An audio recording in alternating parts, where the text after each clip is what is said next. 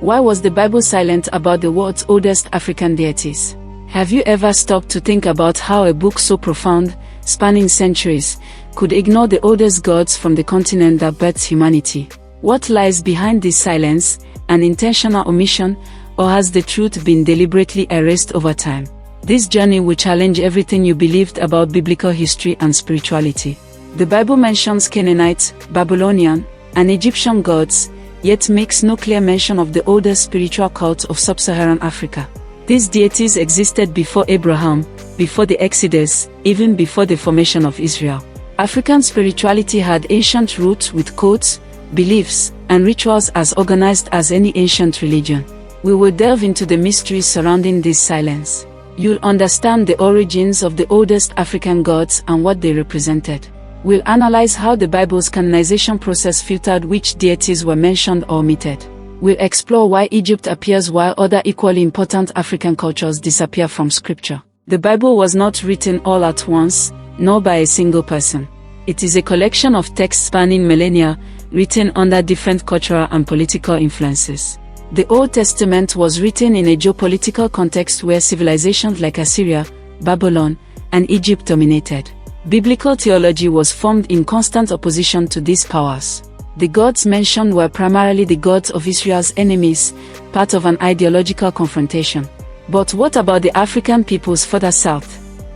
Where were their gods? They were active, organized, and spiritually rich when the biblical texts were written. African spirituality in traditions of the Orishas and Vodans has an ancestral structure that rivals any ancient belief system. Their absence is not a sign of non-existence, but a reflection of cultural priorities and geographical distance from the biblical author's immediate concerns. Whoever holds the writing holds the narrative.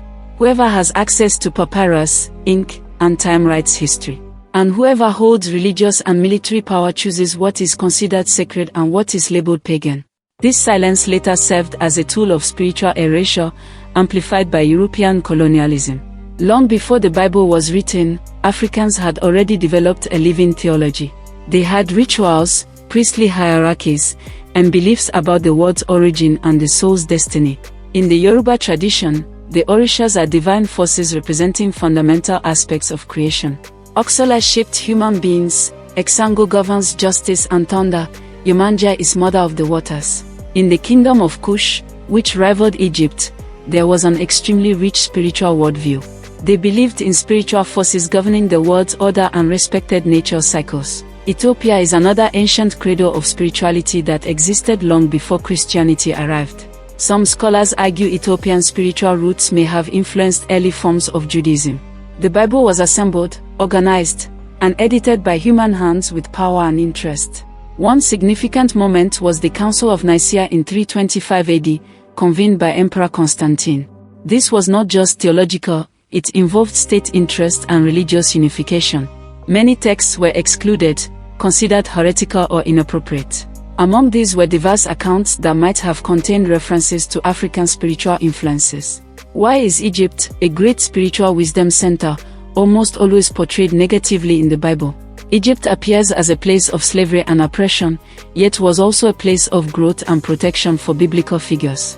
This paradox reveals Egypt was spiritually too important to ignore, yet necessary to deconstruct. Many Christian symbols have Egyptian origins: the cross, Elo, soul judgment, dying and rising gods. By portraying Egypt as a spiritual prison, they paved the way for erasing other African cultures. The African presence in the Bible is there, but not always highlighted. Simon of Cyrene, who helped Jesus carry the cross, was African from Cyrene in Libya. The Ethiopian eunuch was one of the earliest conversions outside the Jewish world.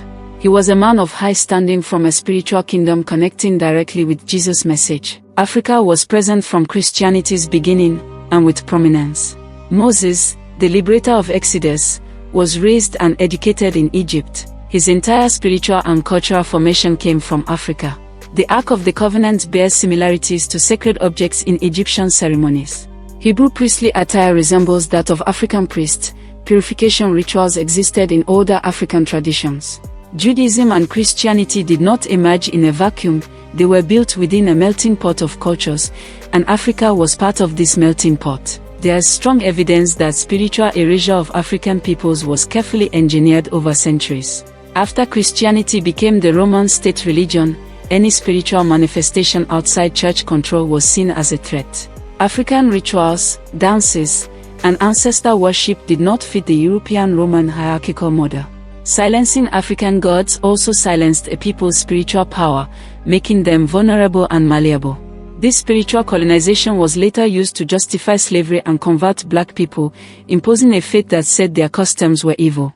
African spirituality has never ceased to exist. It changed form, went into hiding, but remained alive.